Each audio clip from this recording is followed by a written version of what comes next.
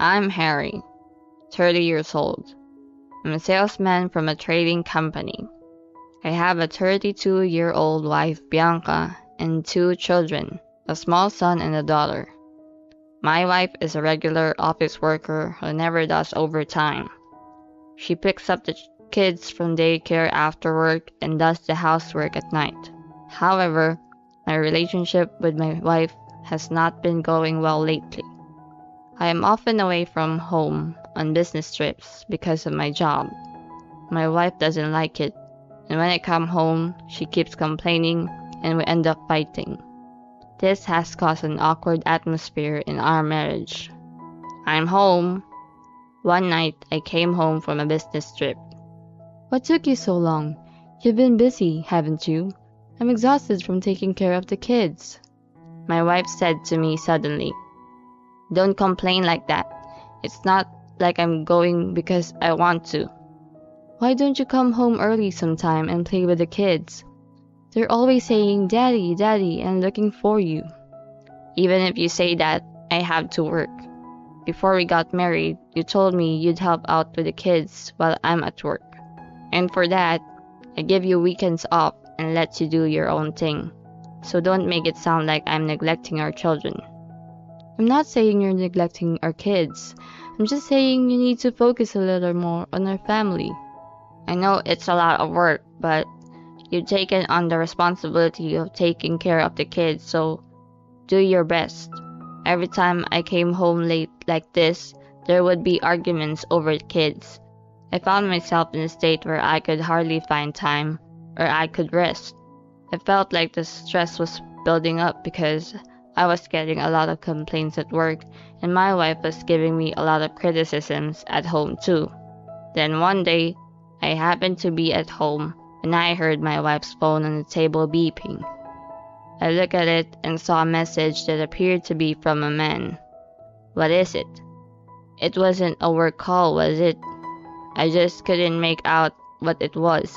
At that time, I didn't take it too seriously, thinking it was probably a call from a friend. Little did I know that this would later turn out to be a major incident. I regret to this day that I should have questioned my wife at that time so that my children would not have to go through such a painful experience. In the midst of all this, I decided to go on a business trip away from home again. This time, it will be a long trip, 4 days and 3 nights. A meeting for a large project I was taking on was to be held at the headquarters of the client's company. It's a great opportunity for me to advance my career. Of course, I had told my wife in advance, but our relationship had cooled down and we were not talking much, so we had decided to ignore each other more often. Before I go to my business trip, I talked to my kids. "I'm off to work hard," I told them. "Daddy, please play with us when you get home." "I love Daddy because he always plays with us when he gets home from work." The kids can't seem to wait for me to come home. My children are my first priority, to be honest. My wife's income is small and we can't make a living without my hard work. It is this spirit of working for the children that makes me work so hard. When I return home, the first thing I'll do is play with my children. With this in mind, I headed for my business trip. The meeting at my business trip went smoothly. As a result of my passionate presentation, the client was satisfied with my proposal and gave me a go-ahead. When I reported the results to my boss, he praised me for a job well done. Now I could go home and see my children without any worries. Or so I thought. I was about to go home in the evening, exhausted, when I received a call on my cell phone. "Hello?" "I am from the daycare center and your children have been absent for the last 4 days." "Huh?" "I tried to contact your wife every day, but she just hung up the phone and said they were fine. I was a little worried, so I called you too." "That's strange. My wife used to call me if the children had a fever or anything unusual. I tried to call her right away, but I couldn't reach him. I had a bad feeling. I hurried home. When I arrived home, I immediately noticed something strange. All the furniture had been moved out, and the place was empty. Huh? What's happening? I entered the house, looked around the room, and was astonished. My children were sleeping together in an empty bedroom. No way! I immediately woke them up. Welcome home, Daddy. I'm hungry. They hugged me tightly. Where did that woman go? I immediately took out my cell phone and called my wife. But no matter how many times I tried, I couldn't get through. I kept on calling, and finally she answered. What? I heard my wife's sluggish voice. Don't what me. What the hell did you do? I don't understand how the house is empty and our kids were left behind. Where are you right now? Oh, I'm with my boyfriend in our new house, my wife says in a flat tone. It was as if she's talking about the weather like, yeah, it's raining today. I could feel my brain refusing to comprehend what she was saying. Boyfriend? A new house? She left the kids and went to be with another man? Does that mean you're cheating on me? I raised my voice and she sighed. Sure, you can say that. I'm not going back there. I can't take care of the kids anymore. I took the furniture out, but I left the kids there. What? My mouth was wide open, but no words came out. The cheating, the abandonment, this isn't just about what she did to me. This was unthinkable treatment to our children. They were left alone hungry and crying. Anyway, hurry up and come home. I'm trying to sleep. You're back from your business trip now, so you can take care of the kids. I felt like a blood vessel in my head had popped. You've got to be kidding me. How can you say such a cold thing after leaving small children unattended? You can say what you want. I don't want to have to take care of those kids anymore. Bye. With that, my wife hung up the phone. Later, my daughter got a fever, so I took her to the hospital. I'm glad you came home early. I see. I was relieved when the doctor examined her. But why did your wife leave the children alone? The doctor asked me naively, but there was no way I could tell her that she left me and the kids and ran off to be with the man she was cheating on me with. I just slurred my words and left the hospital. I was so angry that I wondered if there was any way I could blame my wife or her irrational behavior.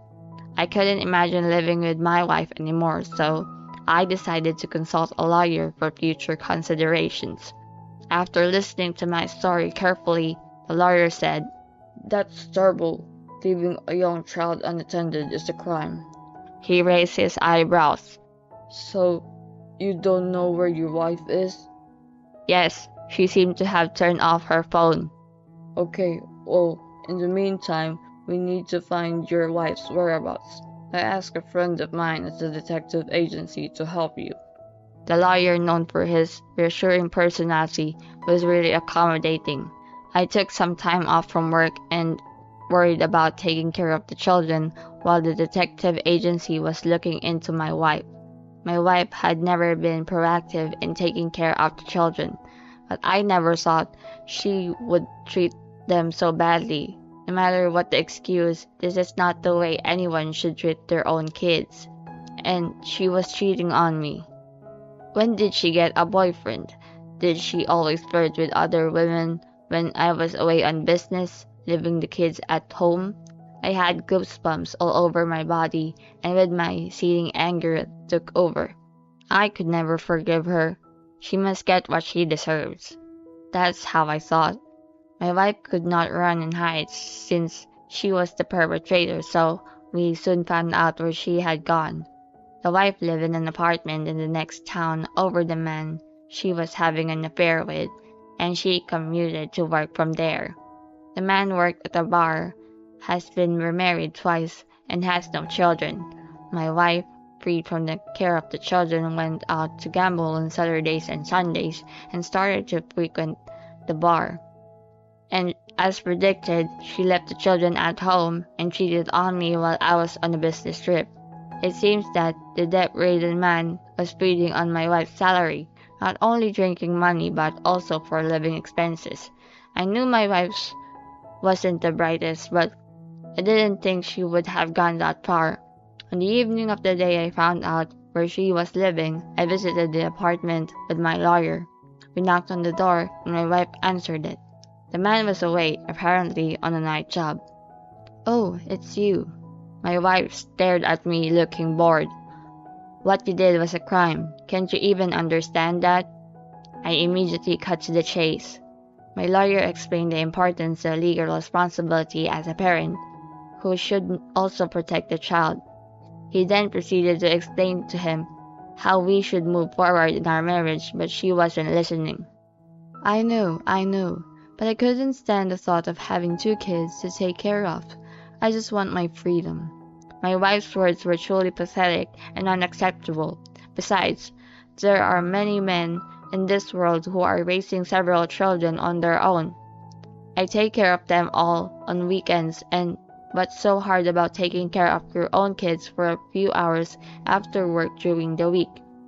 Even if it's hard, is that a reason to cheat on your husband and move out of the house?